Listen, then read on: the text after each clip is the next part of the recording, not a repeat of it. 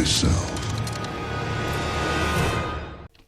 Hey kids, it's me, BlueHack6, and I'm here because Valve isn't.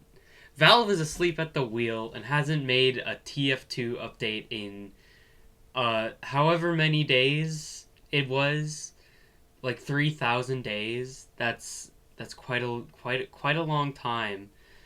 And there's been no TF2 update, so I'm going to show my suggestions for my own. And my suggestions for how to make TF2 a better balanced and designed game. Because, of course, I know better than the multi-million, billion, whatever dollar company, because I am an individual and they're greedy, etc., etc. So, first up, we've got mechanics. We've got 3 mechanics here: fall damage, random bullet spread, and random crits. And all of these have something in common, is that they're random. And random equals bad. All necessarily. There is no world where randomness is good. I'm joking. But, in a skill-based shooter, I would say that overall randomness is a pretty bad idea to have. And so, first things first, let's go over fall damage. Fall damage no longer has random damage spread. How many of you knew that fall damage had random damage spread? Because it does. It does. Currently in modern TF2, you can boot up the game and fall damage will have random damage spread. Like, you can have anywhere from minus 20% damage from fall damage to plus 20% damage from fall damage. And that's just kind of weird. So I decided, hey, let's just remove that little mechanic. And then, second of all, random bullet spread. Random bullet spread is a weird mechanic. It's a weird choice to put in, like, what's supposed to be, like, even a casual shooter, like any skill-based shooter. And it's weird because random bullet spread shouldn't be in a skill-based shooter. It, like, removes a lot of the skill expression from the game. Like, you can put your crosshair right on the enemy and have all your shots whiff. Or you could be pointing your crosshair, like, 3 miles away from your opponent, away from your target. And because of random bullet spread, all of your shots hit. So it's a very, very odd choice to include it. Like, I get it. It's TF2 is an old game, but, like, they did remove a lot of the things that made TF2 weird. For example, random damage spread on everything except fall damage. But that's enough of me yapping about random bullet spread. Let's move on to random critical hits. Random critical hits are probably the most contentious mechanic in all of modern gaming at all. TF2 is an old game, and random crits were put in to the game for a reason, but with modern sensibilities and modern game design, no modern shooter could ever get away with putting random critical hits in the game as not only an option, but as the default. And so, what I've done is I've basically stolen the Gunslinger's effect, where its third consecutive hit always crits, and given that to all melee weapons. All melee weapons now crit on their third successful hit in a row, and not randomly. And all non-melee weapons never critical hit. And so, yeah, that's that's the three mechanics that I decided to change. And next on our chopping block are multi-class weapons. And on the title pages, I've just decided to put some previews of some of the weapons that you can read. And let's get into it. First of all, the first multi-class weapon we'll be covering is the shotgun. Did you know that every class that uses the shotgun has a different reload speed for the first shot that is put in the gun? So, for example, if you shoot the gun like 3 times, the first shot you reload, like the first shot that the class puts in the barrel, it is different across all 4 classes. Well, not all 4. 2 of them are tied. But there are 3 different speeds at which they will put in the first bullet, even though all consecutive bullets they put in are the same speed at 0.5 seconds. So I've just made it so that it's consistent across all of them, because I don't know why it's like that. And why did I choose 1 second specifically? Well, it's because it's consistent across every other initial reload time for every other shotgun in the game, including, the Reserve Shooter, Rescue Ranger, Panic Attack, Frontier Justice, and Family Business all take 1 second to reload their first bullet. But the stock shotgun takes a variety of different times to reload the first shot based on which class you're playing. So I just normalized that time to be 1 second for all classes to keep it consistent across every weapon. And now I've done a similar thing with the pistol.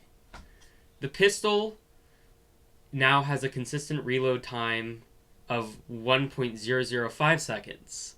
And that's oddly specific, but we'll get to why later. And you'll also see that accuracy gradually resets over the course of 1 second.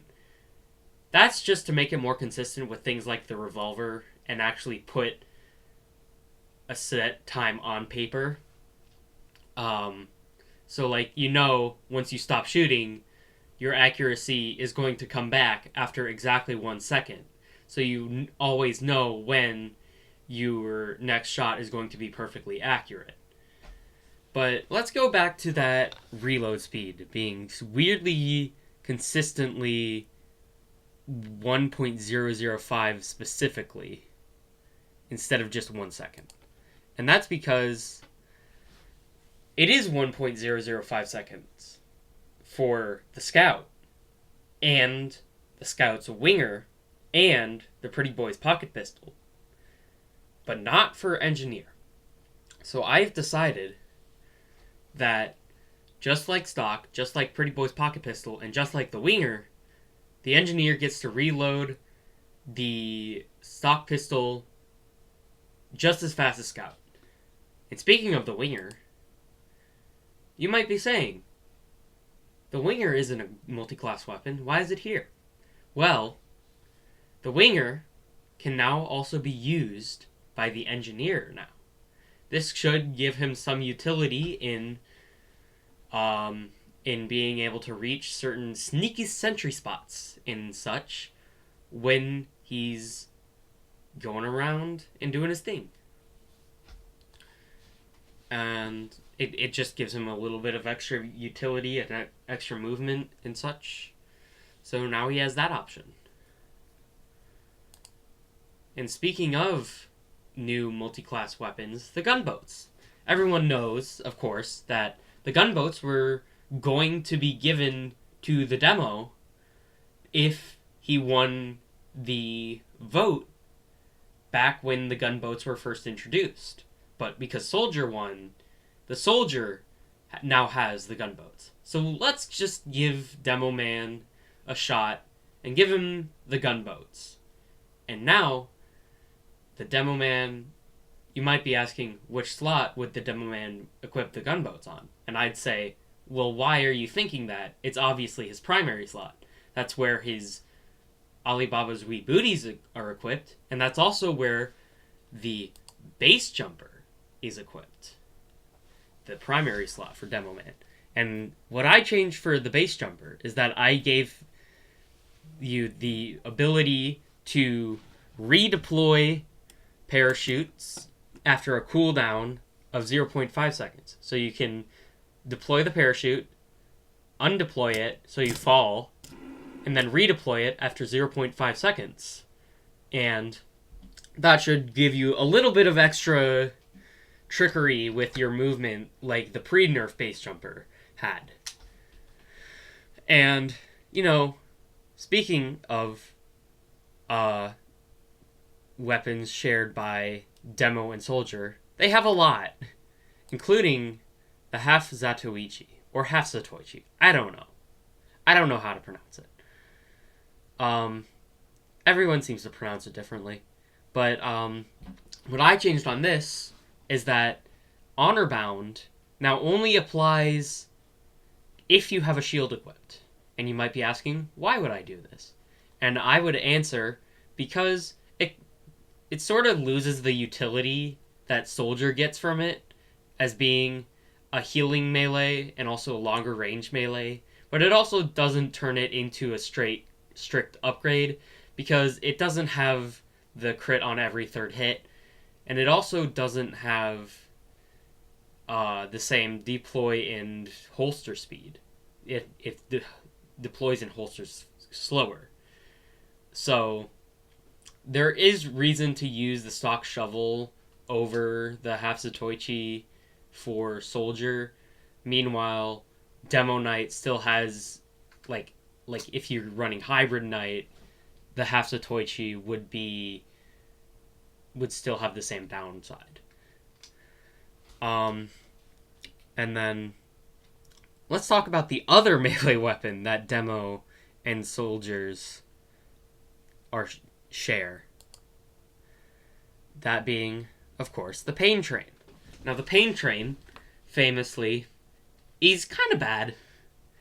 It's kind of bad in that it only really works if you're on offense or in 5CP or something like that. You don't really have any benefit from it if you're not on offense. If you're on defense, you don't get any use out of it, and if there's no capture point either. So I decided to give you a few benefits if you're either on defense or in CTF, which is the main game mode where you don't have a capture point. And I gave it a 15% move speed boost while carrying the intelligence. That should help you cap it a little bit faster. And you get a speed boost when defending an objective, which can help you move around a little bit faster after you defend an objective. So it rewards you for playing to the objective, no matter what the objective is. And of course, I couldn't let it go unnerfed with all these buffs going around, So it now has a 10% general damage vulnerability, not specifically to bullet damage. And I believe the last of the multi-class weapons that we'll be focusing on for now is the Panic Attack. Well, no, there's one more. There's the Reserve Shooter. We'll talk about that later. So, the Panic Attack, because there's no random bullet spread, it doesn't really have a point to have, specifically a fixed shot pattern. So, it just fires a wide shot pattern now, like it normally does. And it also doesn't get less accurate on successive shots, because I felt like that was kind of a weird and unnecessary addition. So yeah, pretty simple change. And then the Reserve Shooter. The thing I changed on this is that instead of specifying explosions, grappling hooks, or rocket packs, and now just mini crits anyone launched airborne by any knockback, of any kind. And it was really weird earlier that they specified those specific things. And so now it just, anyone can get crit by it if they're airborne and locked there by knockback. So, like, not if you jump or not if you fall, but, like, if you're launched by an air blast, if you're launched by an explosion, something like that. And now, we're on to our first class, the Scout. Now, you can see a few previews there. And how we're going to do the classes is that we're going to start with the stock weapons that I changed. And then we're going to move on to the primaries, then the secondaries, then the melees. And now, on to the Scout. And for the Scout, their only stock change was the melee. And because the Scout has an increased swing speed for their melees, all of their melees crit on every fourth successful hit instead of every third. And it's important to note that this change, just like every change to every stock weapon in this video, it applies to all weapons of that slot unless specified otherwise by that specific unlock. So, for example, this change applies to also the Sun on the Stick, the Boston Basher, etc. And so that's important to keep in mind going forward.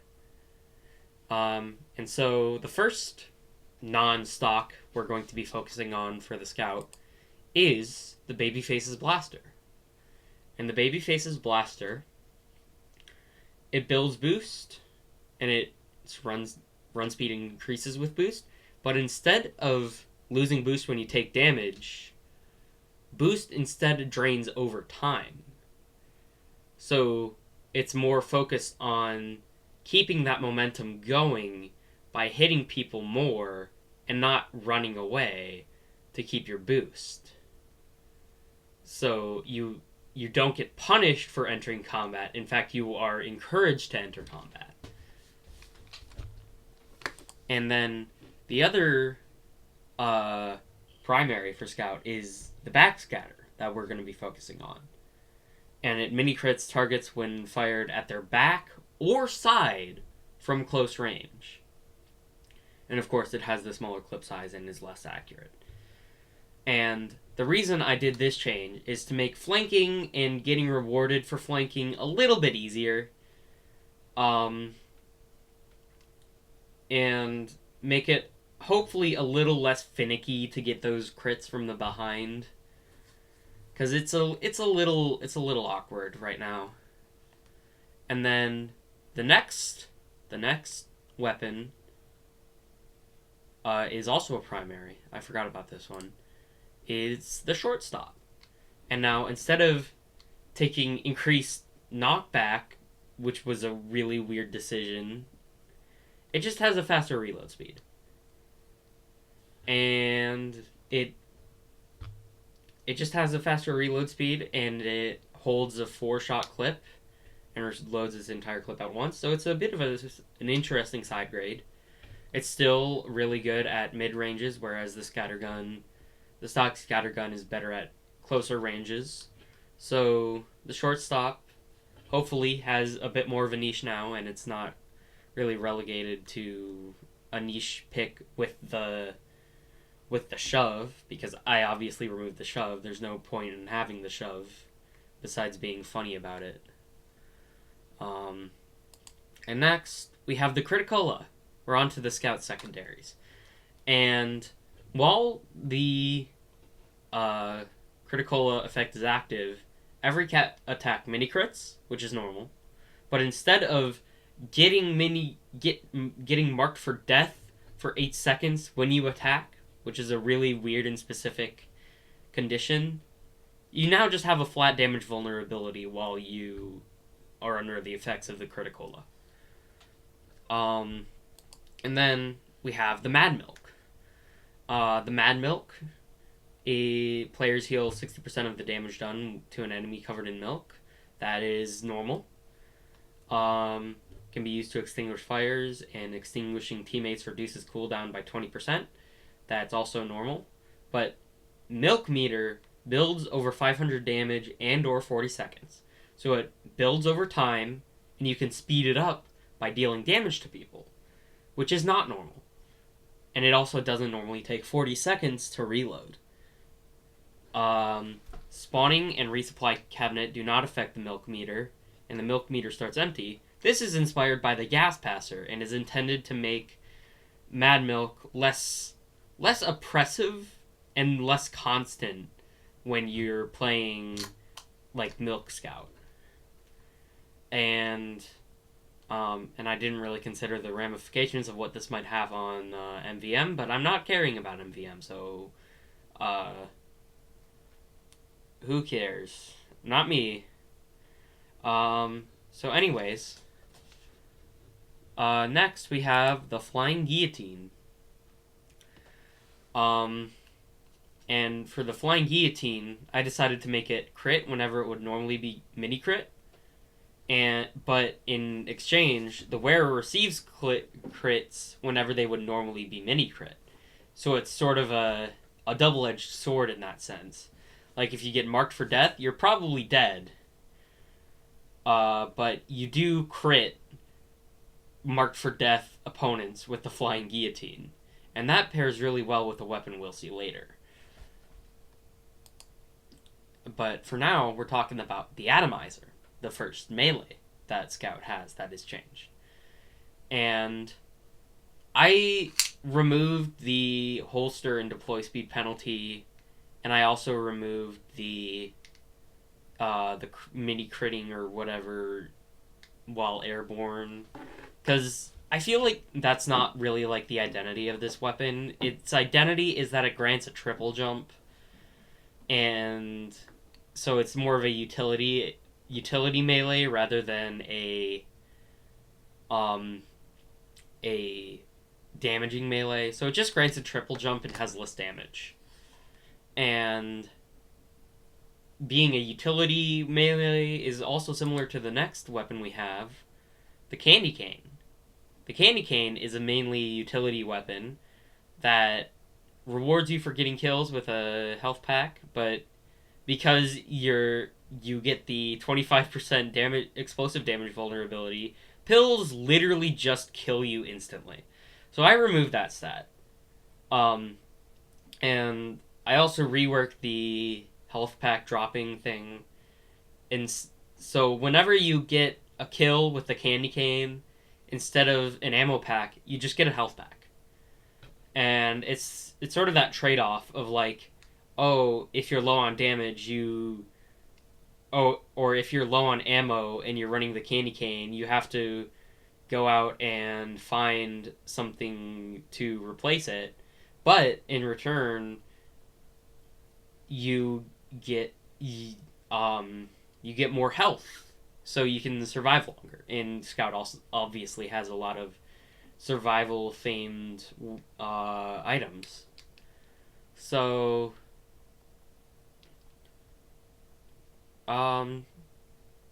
yeah, this one's pretty simple. But the next one is a bit of a yap session. It's the Fan of War. I made it crit whenever it would normally mini crit. And I also made it so that killing marked for death opponents heals you and grants a speed boost.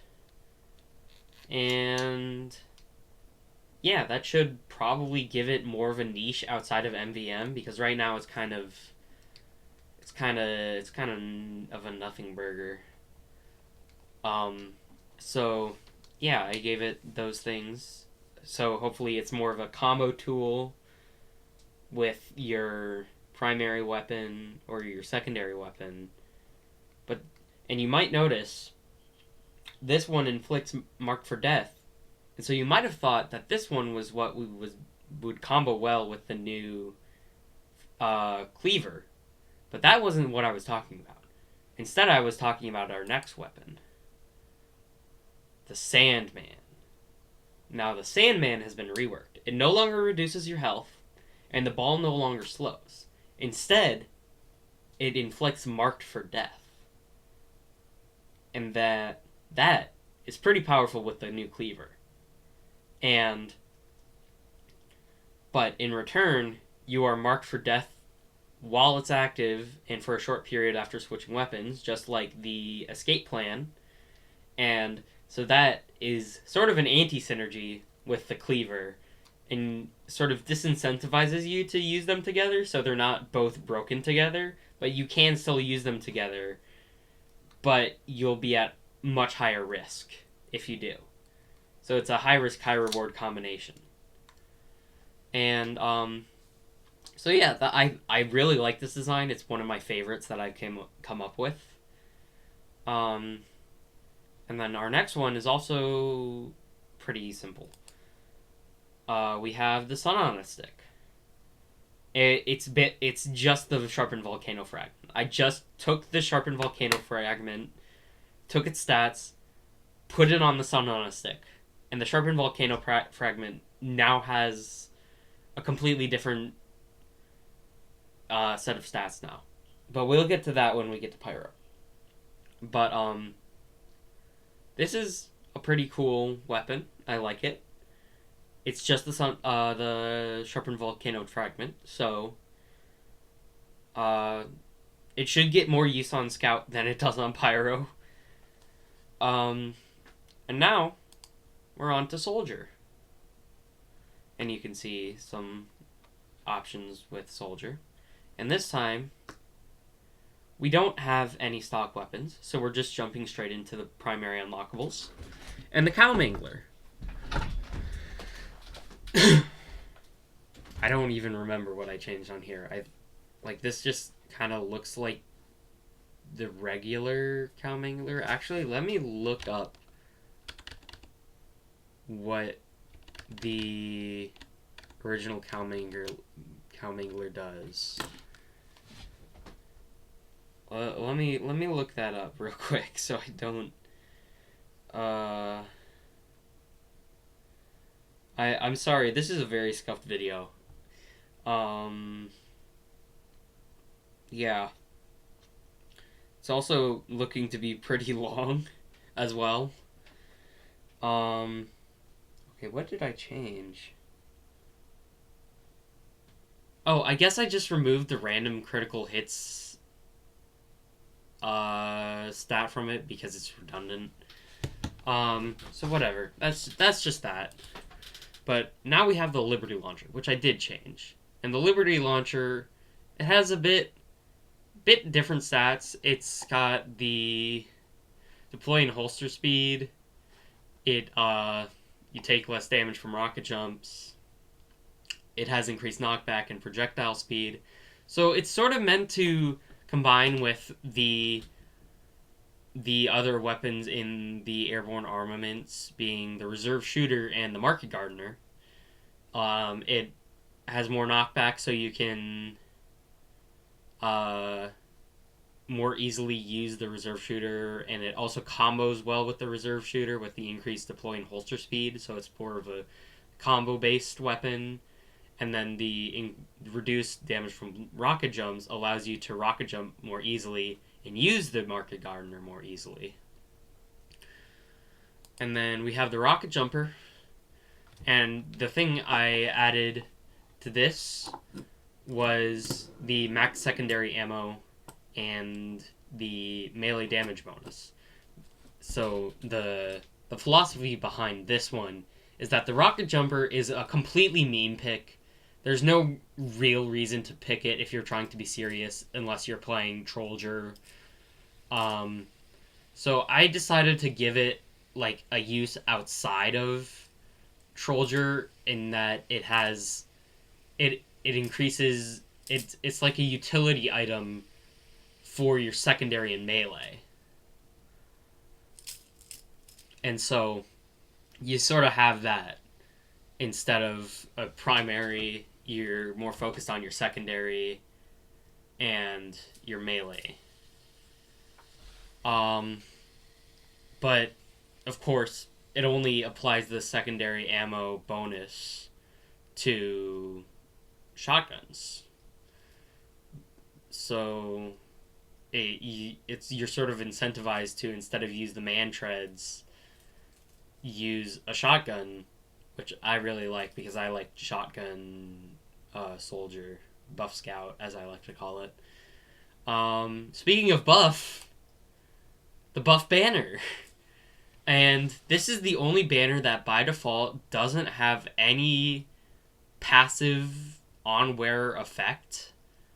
And it sort of makes it really niche in that it doesn't have much to do. It's just kind of outclassed by the other banners. And so I gave it a passive effect that sort of plays into its it sort of plays into its role as the offensive banner alongside the Conqueror's utility and the other one, I can't remember its name right now, I'm sorry. The other one's defensive capabilities. And then we have the next one being the man treads. This one I'm not really happy with. I'll probably go back and change it later. Right now I have it as like a gunboat's light. And that it has an explosive damage resistance, a fall damage resistance, and increased air control. And it doesn't have the Goomba Stomp anymore, because that was kind of a gimmicky thing. So, this is probably the most likely that I'll go change in the future and change up. But the next one I am pretty proud of. That being the Righteous Bison. And, of course, I had to note that the weapon's clip size, reload speed, and firing speed are all based on and compared to the base shotgun, and the projectile speed and damage are based on and compared to the Rescue Ranger. Because this needs to be noted so it can actually be properly compared to weapons, because in the current game it has all blue text, even though it has a lot of downsides compared to the stock shotgun. So it doesn't require ammo, obviously. It has a 20% faster reload speed, and the projectile penetrates enemy targets. Damage increases for every enemy penetrated, and projectile cannot be deflected. But in return, you have that reduced clip size. The projectile doesn't multi-hit targets now, and it, of course, does only 20% damage to buildings, just like all energy weapons in the game. And hopefully this makes it more usable as a comparison to the Rescue Ranger for its projectile, rather than like the slow ass shit it has right now. And then the disciplinary action, jeez. It can hit both enemies and teammates. And it doesn't have the increased size, if I recall correctly. But it deals 0% damage to teammates, and it does 25% less damage to enemies, but it boosts both players' speeds for several seconds. So if you hit an enemy with it, they also get the speed boost alongside you. And of course, if you hit an ally with it, they also get the speed boost. And so that should kind of even out the utility in that it isn't really able to be used as a offensive tool as easily, because it buffs your enemies when you hit them with it. So, trying to make it less of the meta pick. And the Equalizer, of course, rather outshadowed by its twin brother, the Escape Plan. The Equalizer now has a damage increase when health is less than 50% of max, and it has 90% less healing from medic sources while active. So this is just to make it a little more consistent than the ramping damage it used to have. So, like, you always know that if you have less than 50% of your health left, then you'll get that increased damage. And you'll also always know that you'll get the less healing from medics while it's active. So it's a little bit more consistent now, which hopefully should make it better. And now we have the Pyro. Now the Pyro is a pretty interesting class. I really like the Pyro. I really like combo Pyro. And they're a pretty fun class. Should be a given based on how, seeing as I'm a furry. Fork founded kitchen, you know. So let's start with the stock flamethrower. And so all of the changes to the stock flamethrower, of course, also apply to all the rest of the unlockable flamethrowers unless otherwise specified. So you'll notice that instead of the blue text saying extinguishing teammates restores 20 health, it just says that in regular text. So all air blasts by default will restore 20 health when you extinguish a teammate. So that doesn't need to be especially noted. And you'll notice that fire particles do not suffer fall off based on their lifespan. This just makes it a little bit easier and better for getting ramp up and making Pyro a little bit more consistent and not getting your damage shot by one stray projectile that managed to make it through the mess. And then we have the Fire Axe. You'll see this is kind of a theme. I kind of made a lot of the stock melees into sort of light versions of their meta counterpart. So for example, this one is kind of based on the Extinguisher, which we'll get to later. And it'll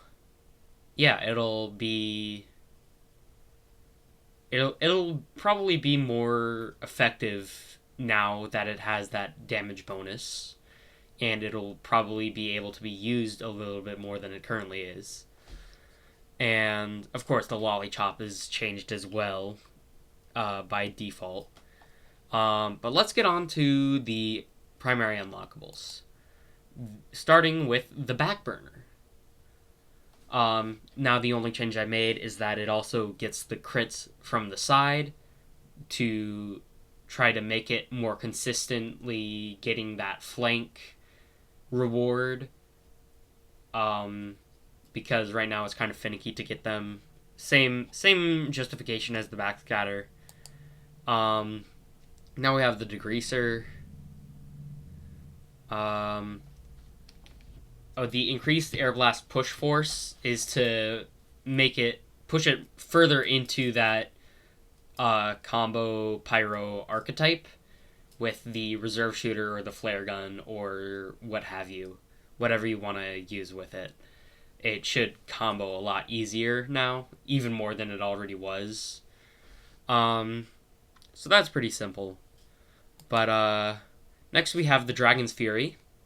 And what I did this one, I decreased the air blast push force and made it so that the air blast and primary fire do not share a repressurization chamber or whatever it was, because that was kind of dumb and punished you for using air blast ever. And so now they have a separate chambers, which should make them easier to use together. And now we have the Flog, which is something I reworked quite a bit.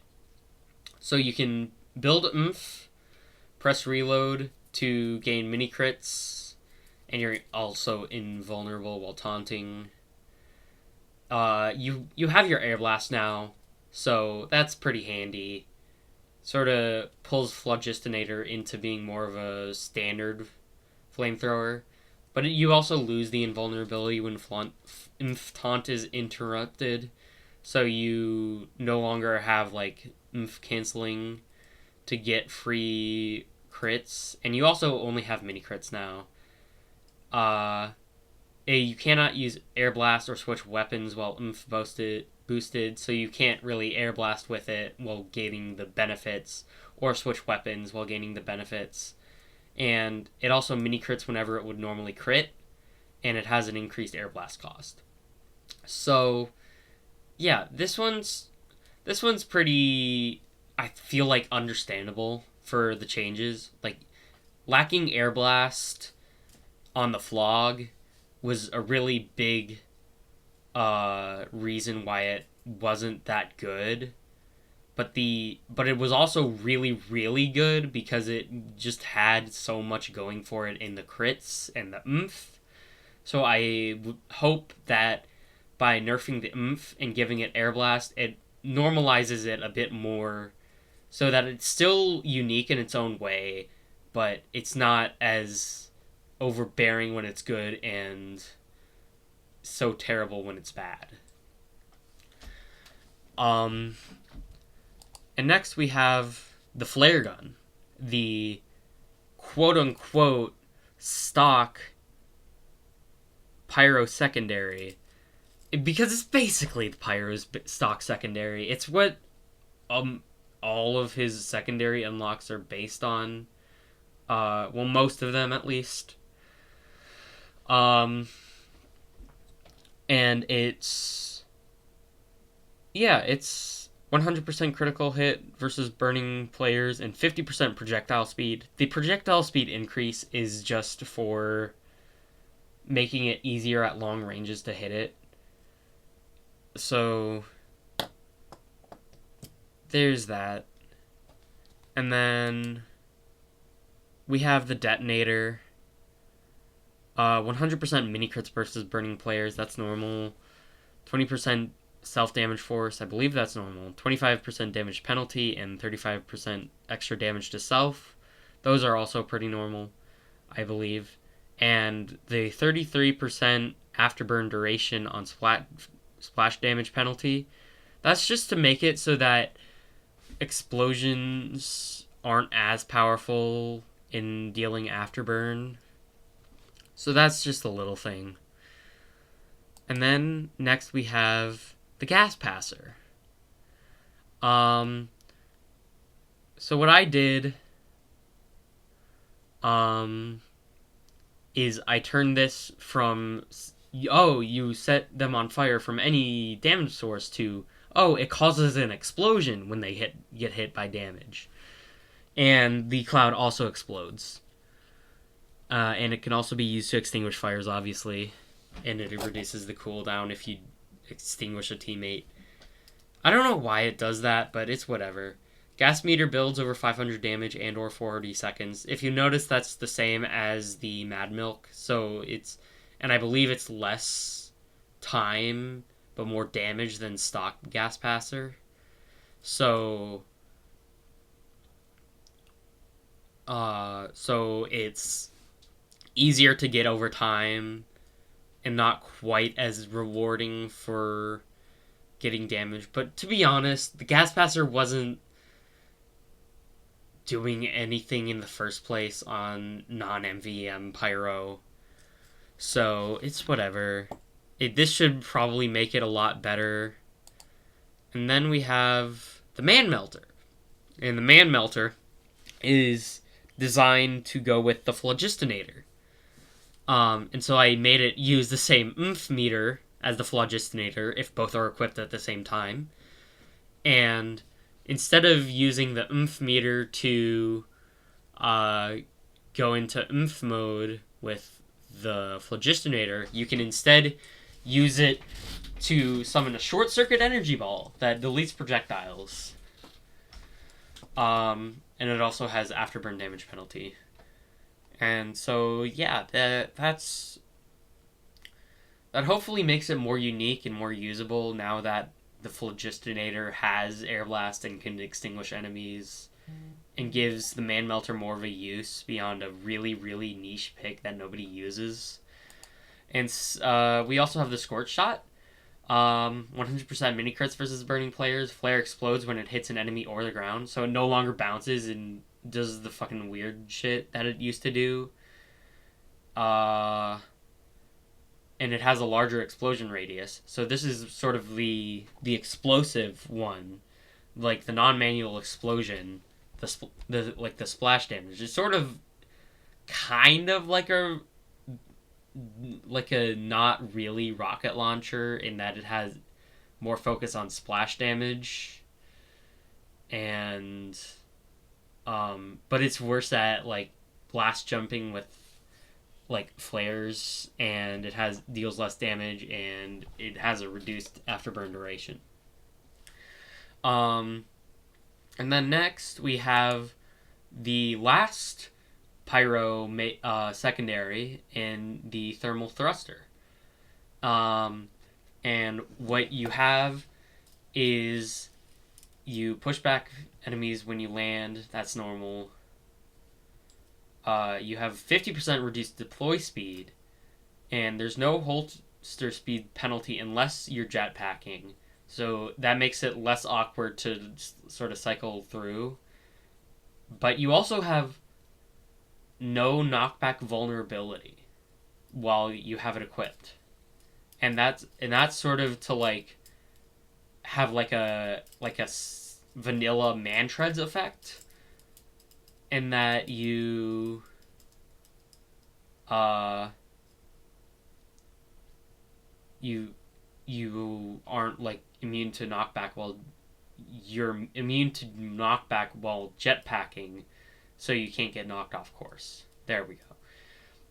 And you cannot carry the pastime jack or briefcase. And it still has the Goomba Stomp property that I took away from the Mantreads, so you're welcome. Yeah, I'm kind of the best. But now we're on to the Pyro Melees. We have the Sharpened Volcano Fragment, which I was talking about earlier. It has 20%. It's completely reworked. It has a 20% damage penalty, it has a 20% slower firing speed, and it has no random critical hits, but it causes an explosion that damages both the user and the target. So it's kind of like a reusable caber. And the explosions mini crit burning players. So it's sort of like a baby's first combo tool, I guess. Like a mini extinguisher in that way. And and next we have the Home Wrecker, which has 100% damage versus buildings, which is normal. Attacks pierce damage resistance effects and bonuses, so it's better at dealing with Wranglers. And it has a 50% reduction in push force taken from damage, and the goal behind this is so that you can get in close more easily, and you can like push through a sentry gun and get up close to it, especially a wrangled one, and start breaking it through the Wrangler shield.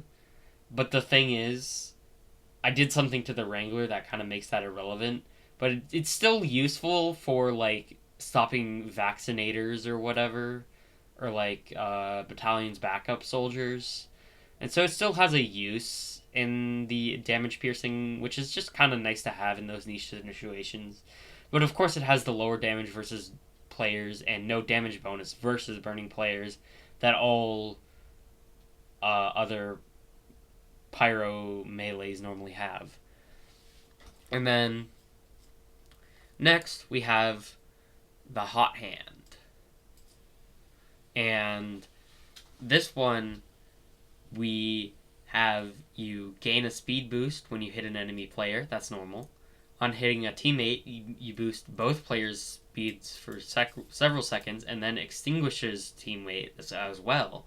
So this sort of has a similar effect to the disciplinary action. And also, landing both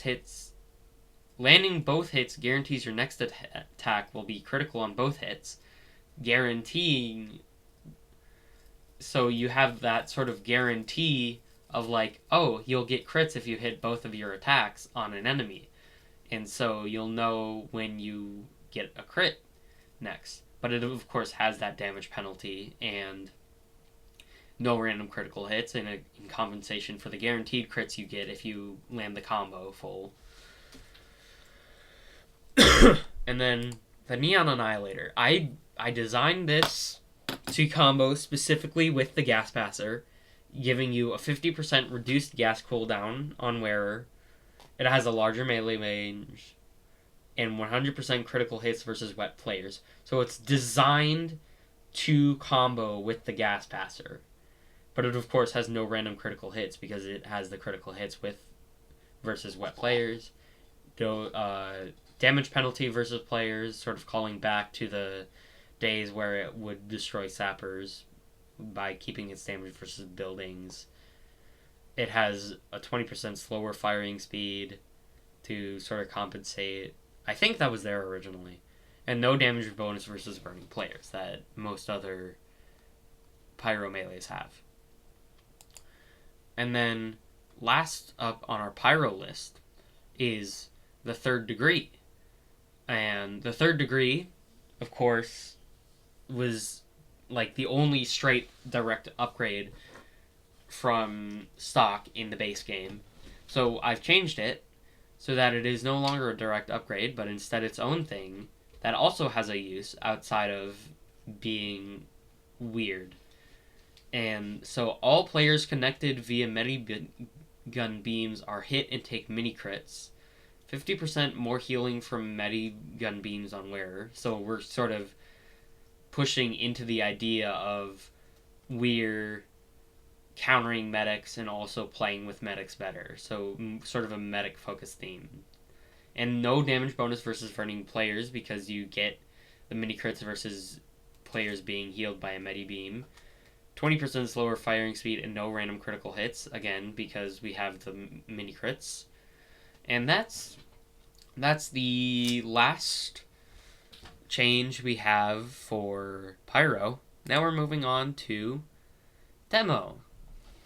And Demo has relatively few items that have been changed, so hopefully we can get through this pretty quickly. And I don't remember what I changed on the Iron Bomber. It wasn't much. Let me look it up.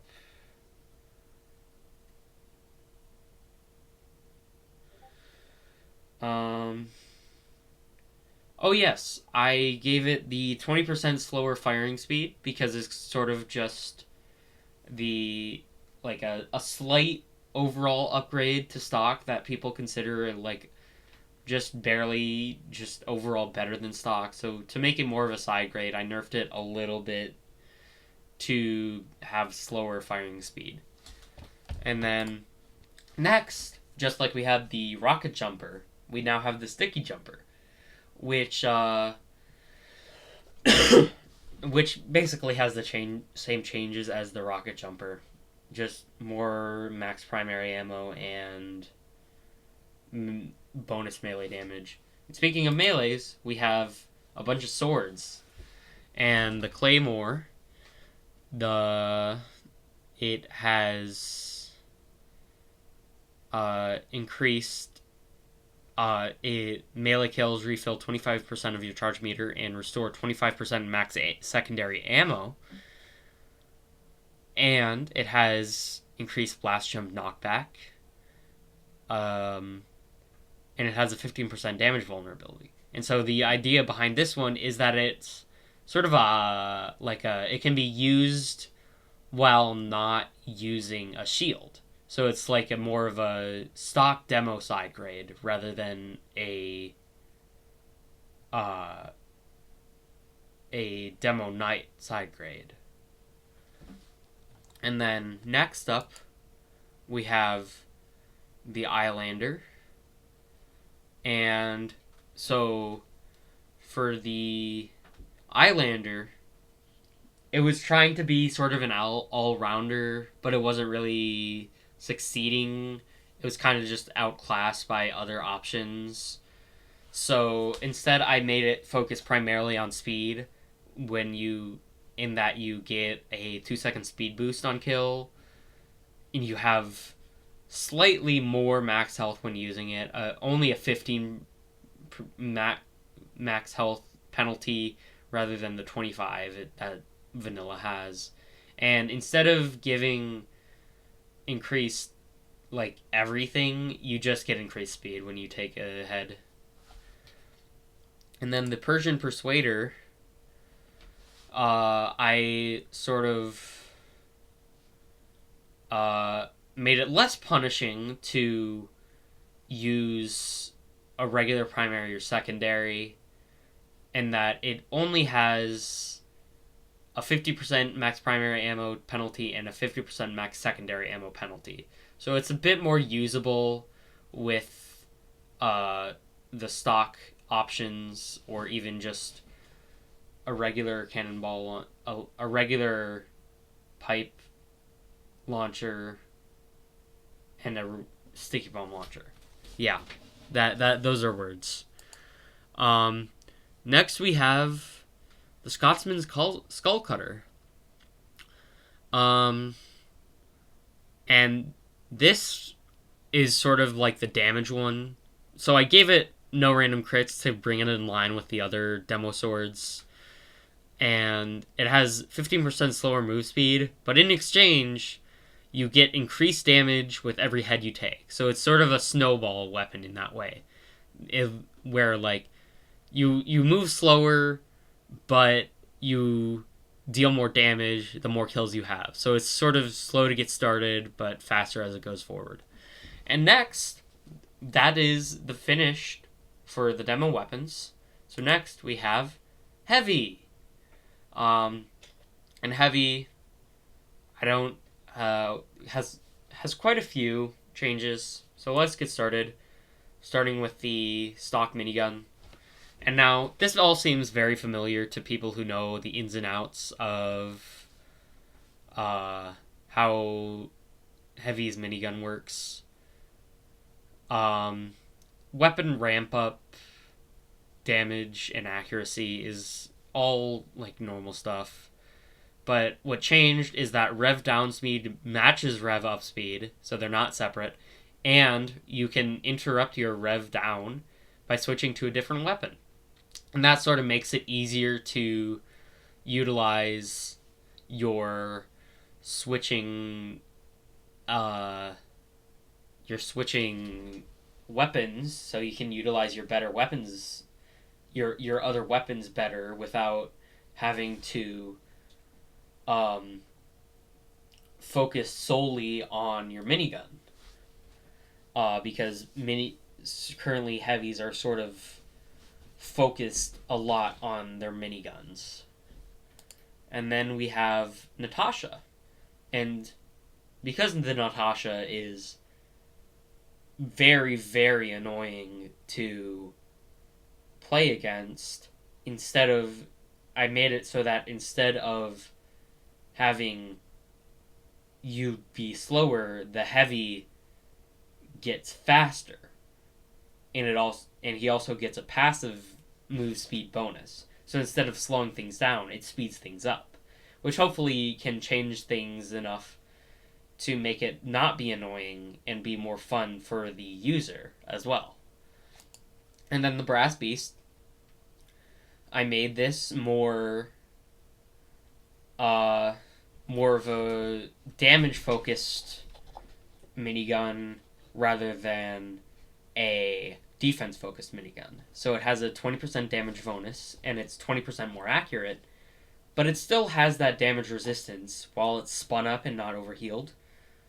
But it has a 30% slower spin up time, so it takes longer to spin up, and it has and you're of course still slower while you're spun up. And then next we have the Hulong Heater, which creates not a ring of flames, but a pillar of flames to better counter spies. And it has mini crits versus burning players, of course. But it only consumes 4 ammo per second while shooting, and it also only creates the flames around you while shooting. But you can also press reload while spun up to spend 30 primary ammo to shoot a flare, which can light opponents on fire from afar and give you those mini crits against burning players without having to be up in their face. And you also have increased max primary ammo to counterbalance the increased ammo usage while shooting and from shooting a flare. And now we have the final minigun we're going to focus on, that being the Tomislav. And now the Tomislav has 10% faster spin up time and all that. That's normal. But it has decreased max primary ammo to sort of like counterbalance the idea of it being just a straight upgrade. And it also has a deploy and holster speed bonus. So this is sort of pushing it into more of a combo style alongside the family business and eviction notice. And now we're moving on to the Sandwich. And of course, the Sandwich, being a healing item, means you don't need as much healing from your medics. So you get 25% less healing from medics. Of course, that's not a big deal though, right? Because you have the Sandwich to eat up and restore your health. And so next we have the Buffalo Steak Sandwich. And eating can overheal you. But switching weapons after eating causes you to lose 33% of your health. But after consuming, move speed is increased, attacks mini crit, and switches you to your melee weapon. Until player switches weapons. Alt fire you can share with your friend as well. And so instead of being a limited time effect that locks you to your melee weapon, you can switch off at any time for a penalty, and it also lasts indefinitely until you switch off your item, your melee weapon.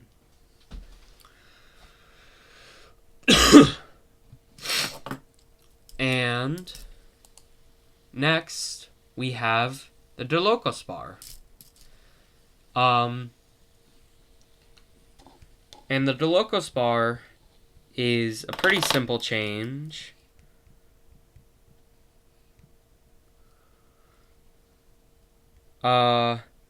You have faster eating speed.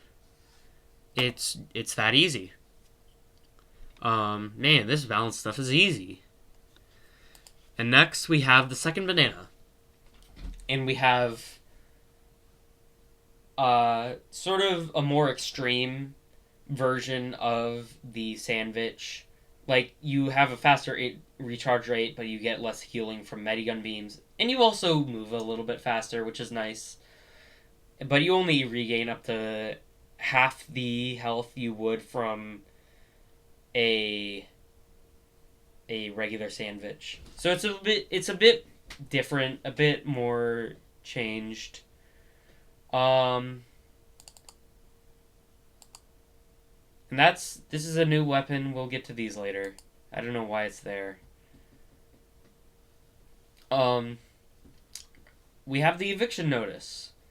And for the eviction notice, we have faster firing speed on hit gain a speed boost and 15% faster movement speed on wearer. So you move faster, but in exchange, you have a damage penalty and you're more vulnerable to damage. So it's pretty standard. I feel like it's just more a balanced version of the current one. And the Fist of Steel, I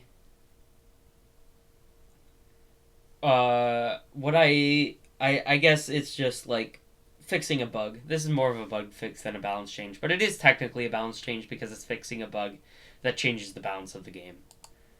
And then next we have the Holiday Punch. And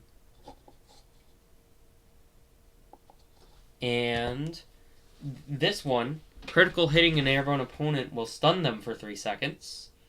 So that makes it more usable against airborne opponents. It's just a nice quality of life change. And next we have the Warrior Spirit. While this weapon is active, you have the increased bonus damage and 50% health restored on kill. But it also has the Half Zatoichi Honor Bound trait, where once you're drawn, holstering it deals 50 damage to yourself unless it kills. So you better get a kill with it. But that's all for heavy. Next, we're on to the Engineer. And the Engineer doesn't have very many weapons. So this will be fast. Starting with the only primary weapon that the Engineer got changed, the Pomson. So just like the Righteous Bison, the weapon clip size, reload speed, and firing speed are based on and compared to the Rescue Ranger. And the projectile speed and damage are based on and compared to the Rescue Ranger.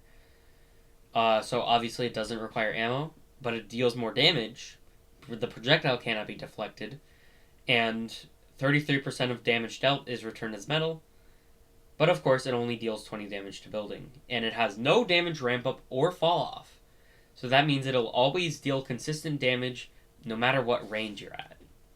And so this is sort of just a rework, obviously. And the Short Circuit, what we have here is instead of getting just a metal penalty from, if I recall correctly, dispensers, you just get less metal from all sources. So it's less useful to spam Short Circuit on the cart because you'll be getting less ammo back. And then the Wrangler, this is a pretty simple change. You just don't have a shield anymore. If you need to know why the Wrangler is broken, go watch any of the bazillion videos on it. It's pretty normal. This is a pretty common change I see, just removing the shield. And then we have the Gunslinger. And this is just sort of a rewording of the original and a removal of the redundant stat, because every melee by default has the stat of every 3 swings you get a crit. And it replaces the sentry with a mini sentry, obviously, blah blah blah, 25% max health, or extra 25 max health, not the same thing. Sentry build speed increased by 150%, and the mini sentry cannot be upgraded and only has 150 health. That's all normal. So this is just basically stock vanilla Gunslinger.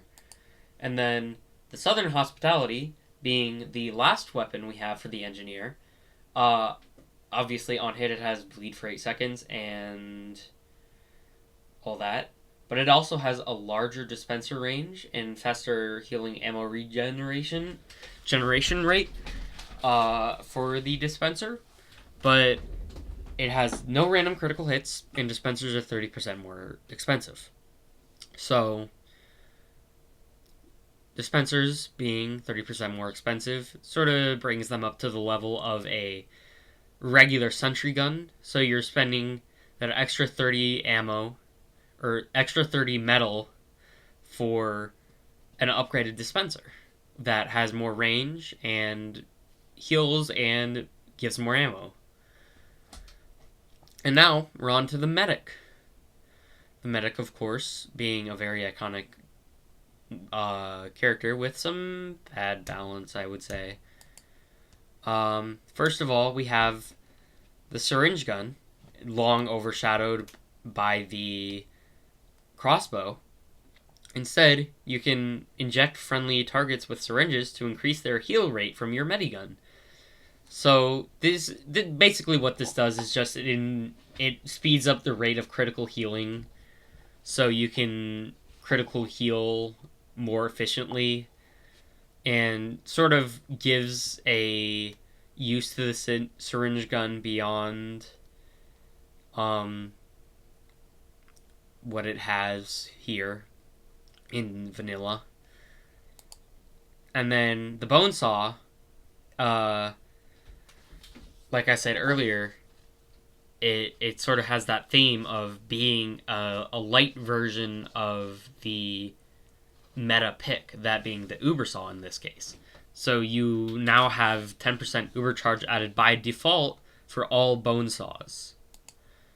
And now we're on to the quick fix. The first of the, well, I guess it's a secondary in this case, but whatever, who cares? This is basically his primary. Uber charge increases healing to 300%, blah blah blah, but it also has 15% faster move speed and an additional midair jump and immunity to movement impairing effects. So what this idea is giving the medic a speed themed item, and what better to give it to than the mobility one that also allows you to mirror the blast jumps and shield charges of patients. So you have now increased jump height, faster move speed while uber charging, and an extra midair jump while uber charging. And so this is the mobility themed medigun now, instead of just the faster healing one. And then next we have the vaccinator, and this one's got a lot. So we have the normal 67% overcharge increased rate. Press reload key to cycle through resist types. While healing provides you and your target a constant 10% resistance to selected damage type. Your 60% lower overheal build rate. 33% slower overcharge rate on overhealed patients. Cannot resist multiple damage types at once. Overcharge has a 1 second cooldown. Cannot capture objectives while under the effects of overcharge. And so all that is basically designed to sort of rein in the vaccinator and give it less of a meta pick.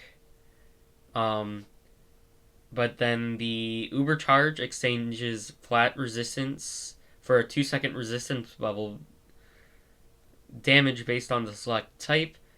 Bullet Bubble blocks 40% base bullet damage and 75% crit bullet damage, so toning down the crit resistance down a notch. The Explosive Bubble blocks 40% direct hit explosive damage and 75% splash explosive damage, so taking it in a different direction. And Fire Bubble blocks 40% base fire damage and 75% afterburn damage. So it's the idea behind this was to sort of make the bubbles more specifically resist certain aspects of the selected damage type while not fully nullifying them. And now we have the Crusader's Crossbow. And it has 90% lower max primary ammo. So it's more risky to use, and you have to time your shots better and aim better, so it's not as much of a meta pick. And it cannot increase the heal rate of friendly targets, so it cannot increase critical healing. And that should make it less of a meta pick in comparison to the syringe guns. And then the Blutsauger, on hit enemy or ally, gain up to plus 3 health, because you can now hit your allies to increase their crit healing. And then the Overdose, 15% damage and heal rate increase penalty. So you deal less damage and have less increased crit healing. But while active, movement speed increases based on overcharge percentage to a maximum of 25% movement speed at 50% overcharge. So it's more laying out more specifically how the overcharge works. And now we have the Amputator. But while the weapon is active, plus 3 health generated per second on wearer, and alt fire applies a healing effect to all nearby teammates, and it has a 25% damage penalty. So it heals more passively. You heal more passively. But you can also alt fire or taunt while healing to interrupt the taunt early and stop the healing effect. So that just allows you to get out of dodge faster if you need to. Like if you see someone coming but you're in the middle of your taunt.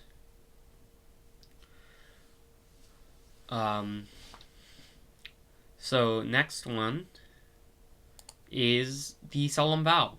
While the weapon is active, allows you to see enemy health, and you get 15% extra movement speed, but you also have 10% damage vulnerability and less ubercharge generation on hit. So this is basically just you move faster but gain less ubercharge when you hit an opponent. And now we have the Ubersaw with 150% more ubercharge generation on hit, but slower firing speed, of course, and no random critical hits, because in my experience, the Ubersaw has a lot of random critical hits, just because of Medic having naturally higher crit rate, because of how crit rate is detected in the base game. But in this version, it's more to balance out. You get so much ubercharge from this that having no crits on every third swing is probably for the best. And then the Vitasaw.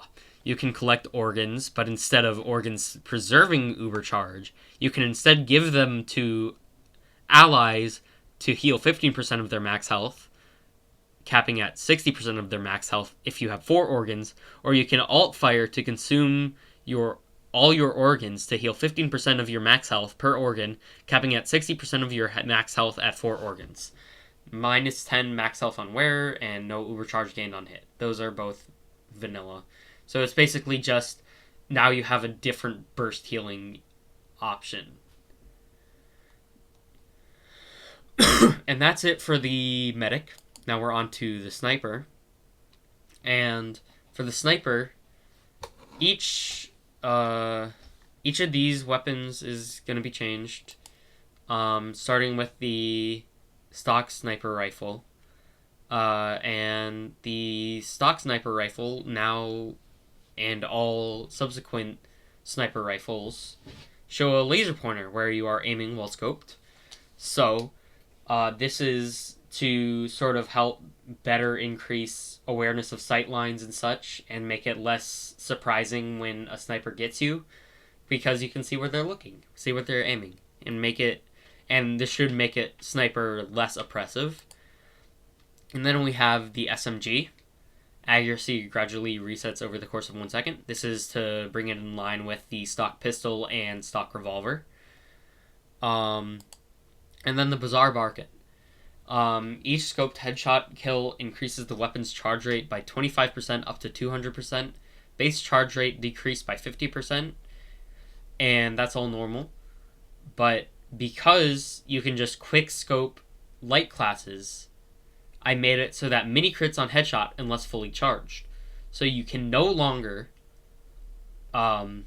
just quick scope a light class and instantly gain like a bonus over stock. You always have that penalty of mini critting if you're not at full charge. And then the classic also has the same stat, being you cannot crit on headshot unless fully charged, but instead of not critting at all, you just mini crit. So instead of not having any headshots at all until you're fully charged, you can actually just crit them. And then we have the Machina. On full charge, mini crits on body shot and shots penetrate players. Damage is increased for every player penetrated. So this is sort of to play into the idea of the Machina being sort of a body shot minigun or sniper rifle. I don't know why I said minigun. Whatever. And yeah, hopefully you can see the vision with this one. Like to compensate for the lack of a flat damage bonus, because the flat damage bonus is kind of weird. And now we have the Sydney Sleeper, and instead of having that weird thing where like, oh, no headshots, but you mini crit on headshot, and it makes it confusing. It just says mini crits on headshot. And you also have less zoom in, and you also reduce the cooldown of Girardi by 1 second. You holster and deploy 25% faster. Let's go to apply Girardi for 25 seconds. And so, it's just making it more consistent and less confusing. And also allowing you to combo better with your other weapons with the increased deploy and holster speed. And next we have the Huntsman, the last primary. Of course, it's a bow. And I made it so that it will automatically reload when not active, so you don't have to reload it when you switch off of it quickly. And Darwin's Danger Shield, 50% shorter debuff duration on wearer, and immune to mini crits. This is sort of just to make it a more general counter to all debuffs rather than specifically being a counter to Pyro specifically, because that's kind of dumb. I don't like it when items are designed to specifically counter one specific class. Like, that's kind of counterintuitive to the inherent design of the game. And speaking of the Razorback, I don't like it. So instead, what I did was I completely reworked it into an offensive backpack to go alongside the Darwin Danger Shield's defense-focused backpack and the Cozy Camper's utility-focused backpack. Because I kind of like that Trinity idea that is also with the soldier banners. And so what the Razorback now does, it increases the firing speed for all weapons. It restores health on kill, but it also has 20% damage vulnerability for all weapons, and you have lower maximum overheal. So it's sort of like a trading damage for survivability and firing speed. And then Girardi,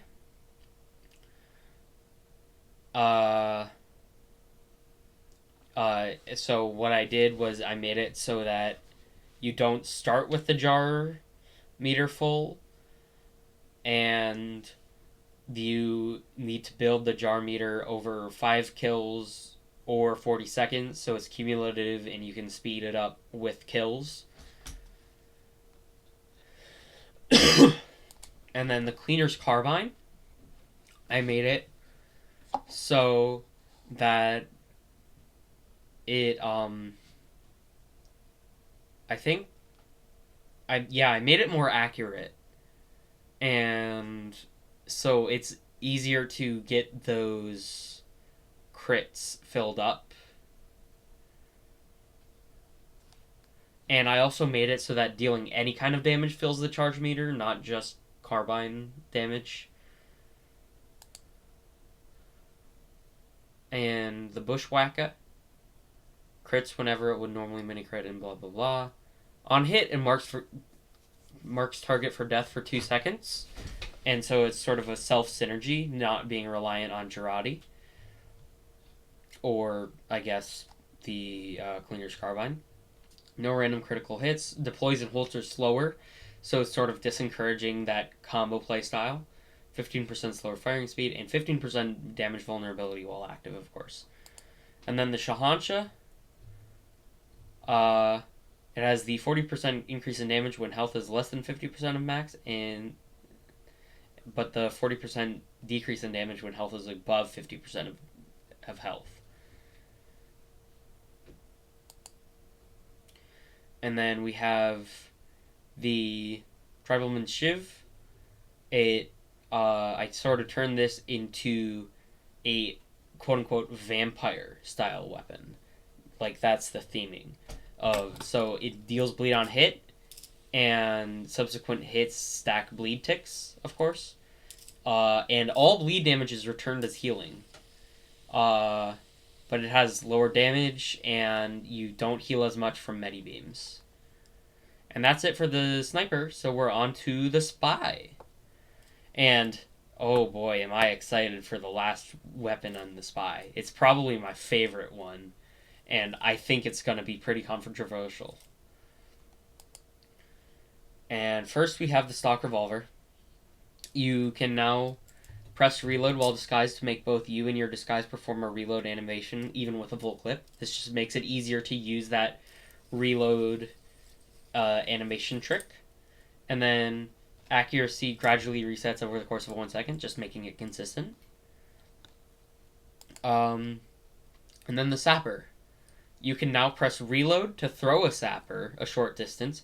Throwing a sapper does not remove your disguise. So this is obviously just the ability from Meet the Spy that everyone wants the spy to have. And then the disguise kit. Hold special attack, that's by default mouse 3, while disguised to move at your normal speed. So this is just the spy run from TF2C or the other balance patches for the game. Yeah, it's pretty normal. And now we have the Ambassador. It just mini crits on headshot now. I don't know why they made it so that it deals critical hits instead. It's such a dumb way to balance the weapon. It's so janky as well. Like the crit fall off makes no sense. Just make it do mini crits. And the Diamondback also just does mini crits instead of full crits, because it was kind of overpowered before. So you just get mini crits instead of full crits. And then the Enforcer, this one's really funny. So what the Enforcer does is that you don't undisguise if you hit. So if you're just a good shot and can hit your shots, you just get the damage bonus without removing your disguise. But if you miss, you become marked for death.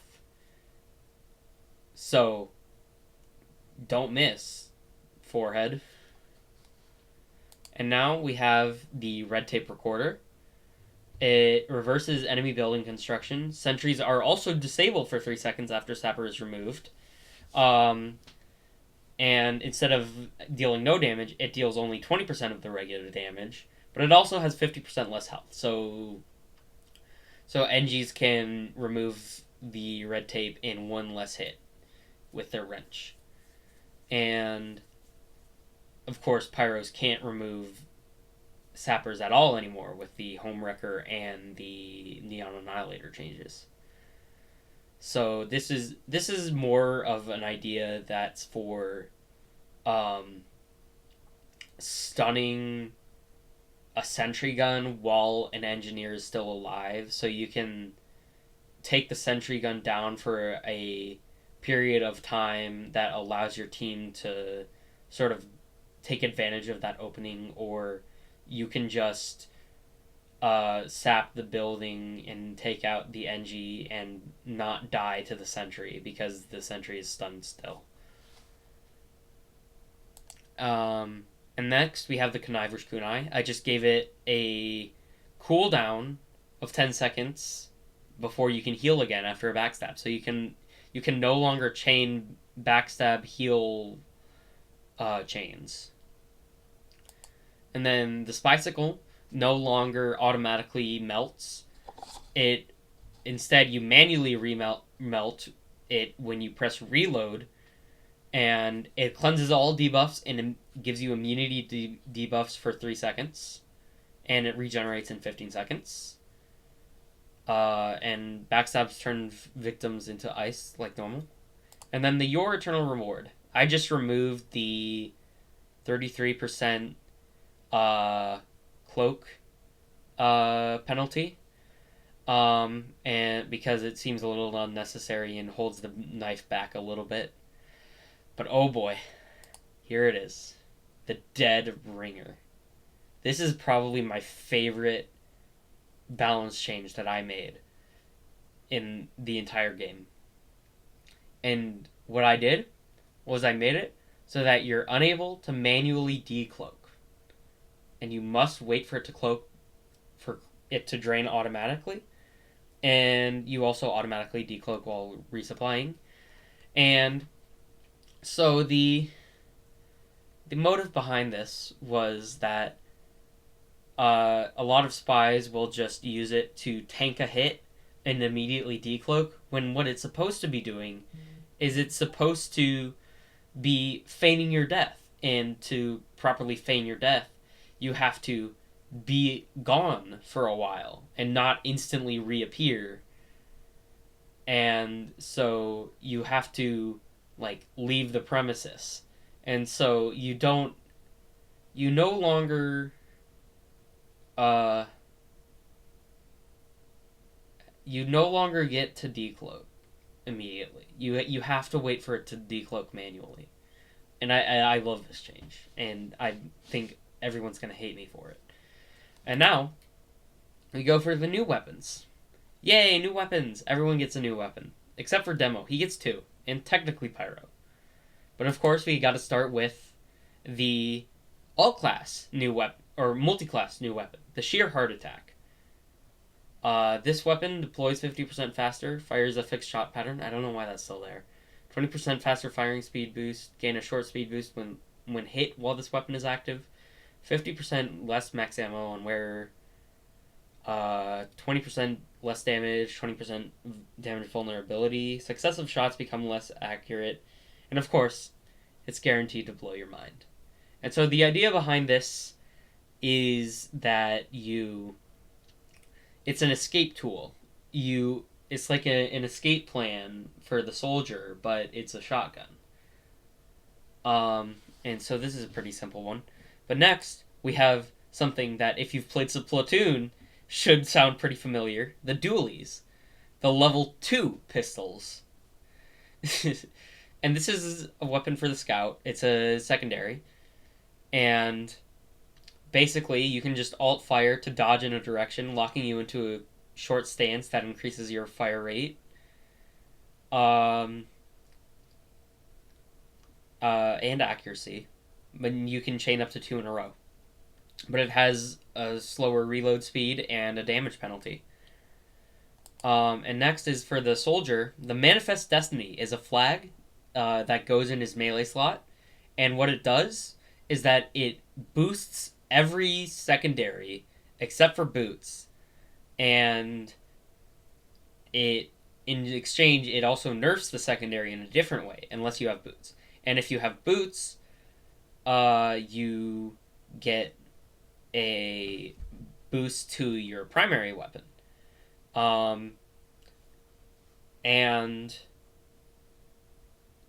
But you also have a fire damage vulnerability, and you deal only 25% of the regular melee damage. And now for the Pyro, we've got Rudolph the Red-Nosed Flame Deer.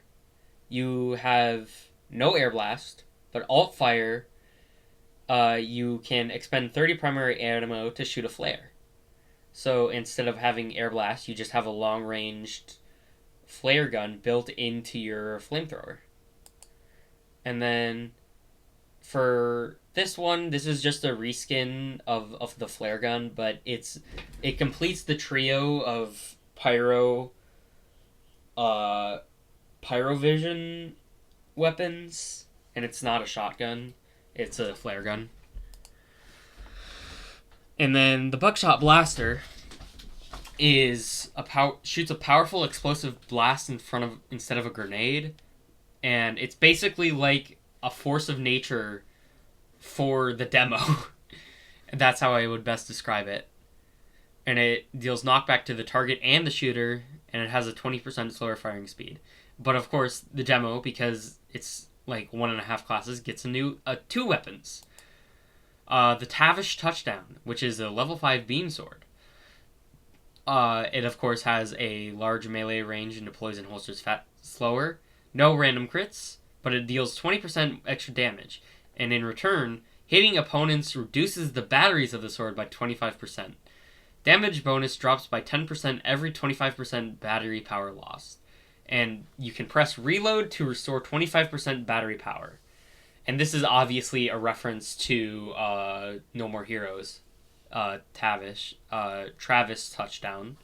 But instead it's Tavish because it's the Demo Man, whose name is Tavish. Leave a comment if you didn't know that one. And now we have the heavy one that we accidentally saw earlier. The Marksman. It's a shotgun. When dealing damage with this weapon, your next minigun spin-up is faster and its initial damage is boosted above 50%, depending on damage dealt with this weapon. This weapon also deploys and holsters 40% faster, fires a fixed shot pattern. I don't know why it has that still. It's 25% more accurate, but it has a smaller clip size and a slower firing speed. So it's sort of like an inverse of the family business. It's meant to boost your minigun, so you get the ramp up of the damage and accuracy faster than you would normally. And it also gets the increased spin up speed. And now for the engineer, we have the Hermit's handgun, which replaces the dispenser with a mini dispenser. It's 50% more accurate, as you get 25% extra max metal on wearer, so that's an extra 50 ammo, or an extra 50 metal. The mini dispenser cannot be upgraded and only has 100 health, just like a mini sentry. And, yeah, it's basically just like a gunslinger equivalent for the dispenser, but as a pistol. And it can also stack with the new Southern Hospitality to be a souped up mini dispenser. And now next is the medic, and now we have the Adrenaline Rush. Can hold up to 4 Ubercharge bars at once, 60% increased Ubercharge rate, while healing provides your target with a constant 10% damage bonus, minus 66% overheal build rate, while healing provides you and your target with a constant 10% damage vulnerability, and Ubercharge has a 3-second cooldown. Ubercharge provides a 5-second mini crit boost to the patient and converts the 10% damage vulnerability into a 10% damage resistance. And what this is doing is that it's trying to be a damage-focused medigun rather than a mobility or defense-focused. And it's sort of like a mini Kritzkrieg in a way, I guess. It's like what the quick fix is currently to the stock medigun, but for the Kritzkrieg, well, I guess it's more comparable to the Vaccinator because it has the 4 mini charges. And now for the sniper, I just decided to use a weapon he already has, but give it different stats. And I chose the Upper Hand. And so what the Upper Hand has is a 50% damage bonus, so it deals 75 damage base, but it cannot charge shots. It has a 50% slower reload speed, and you have a 15% slower move speed while active. So this sort of trades off the ability to charge your shots and a bit of speed for being able to quick scope, or I guess regularly headshot soldiers, demos, and pyros. And I hope it's balanced. I don't know. And now for the spy. The spy gets a syringe. It replaces the sapper. It's called the Pick Me Up. It increases the move speed of the spy to match that of a scout, so you can disguise a scout more easily. But in return, you take 20% more damage.